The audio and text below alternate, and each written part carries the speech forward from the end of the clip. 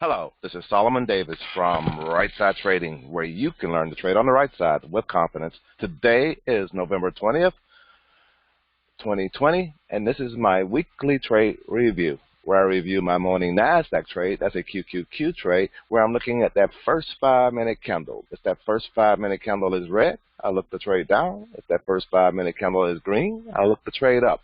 There's a ton more rules to this other than just that first 5-minute candle rule. And we all know, this is for educational purposes only, because we all know trading is risky. You can and you will lose money at trading. So the thing is get some training, learn to look at this thing in a certain way, and you can become very profitable and all. Because I used to share one of my other rules, kind of like my next best play. I don't do that anymore. But when you look at these charts today, you're going to see what I saw.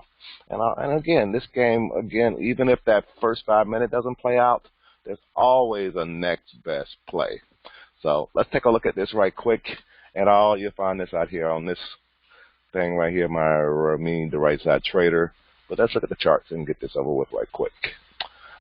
Daily. This market didn't do anything. That was my whole thing from like last week. I said I don't like this big red over here. You know, I was expecting the market to try to get up here. It couldn't go anywhere.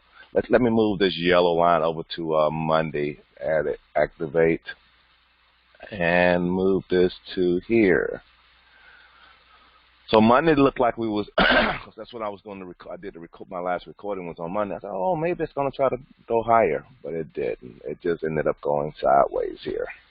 So I don't expect too much to change now between now and probably even the end of the year. Maybe around Christmas we might get that so-called Christmas rally and finally break these tops, or we might finally break this bottom. Who knows what?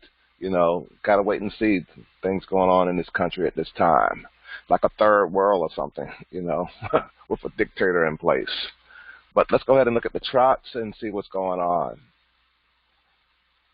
Monday, red candle fake out. But using your other indicators and using the other things that tells you what's going on in the market, we had a squeeze going on, and that squeeze fired to the upside. Next day, Tuesday, Doji.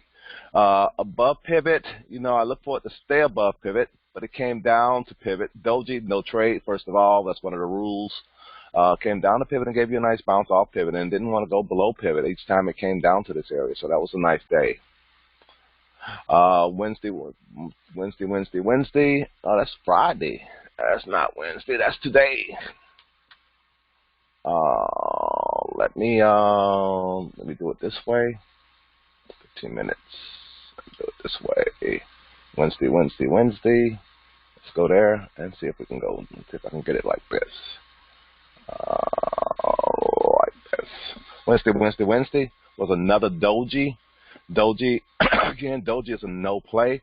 Underneath pivot, look for it to stay on the pivot, so you ended up with a nice down trade once it got here, a short trade. Next day, Thursday. Below pivot, red day fake out again, fake out all week long, but giving you nice bounce off the pivot, back to pivot. And I remember I was one of the guys, I say, look like I was in the middle of trading when I got the text, but I was saying I was expecting to bounce off the pivot and go back to pivot. And then today again, another crazy looking doji looking thing, and let me do this. Hammer looked like it was going to be bullish, but again, I don't like these dojis. The market had been drifting down, so I looked to play it to the downside, and it really didn't go down that much because the trade that I placed I did place a put, and I did that one virtual because usually the downside I don't play in this market that's going like this, and it never really gave me the money that I was expecting to get. And that's why, again, I did it in the virtual account. I just wanted to see what was going to happen and all, and I got into the trade, but it never feel like I expected to feel.